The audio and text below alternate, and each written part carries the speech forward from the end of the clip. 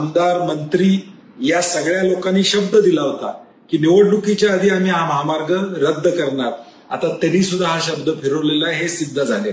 कारण की त्यात स्पष्ट मुद्दा क्रमांक 3 मध्ये म्हणलेला आहे की ऑक्टोबरची अधिसूचना आम्ही रद्द करत आहोत. याचा अर्थ काय की जी अधिसूचना मार्च मधली होती ती ऑक्टोबरमध्ये रद्द केली होती, म्हणजे कोल्हापूर पुरता रस्ता रद्द केला होता, ती रद्द करण्यात आलेली आहे. म्हणजे रस्ता होणार हे या GR मध्ये स्पष्ट केलेलं आहे. आणि म्हणून कोल्हापूरकरांची तर फसवणूक झालेलीच आहे. त्या राहिलेल्या 11 जिल्ह्यामध्ये किमान अधिसूचना रद्द केली नव्हती, परंतु इथं कोल्हापूरमध्ये तर कोल्हापुरातल्या शेतकऱ्यांच्या पाठीत खंजीर खुपसण्याचं काम केलेलं आहे.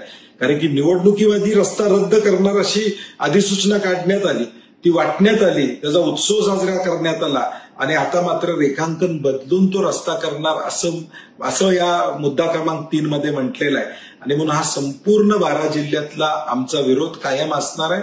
या विरोधात तीव्र लढा आमचा कायमपणे राहील ही आमची भूमिका आहे.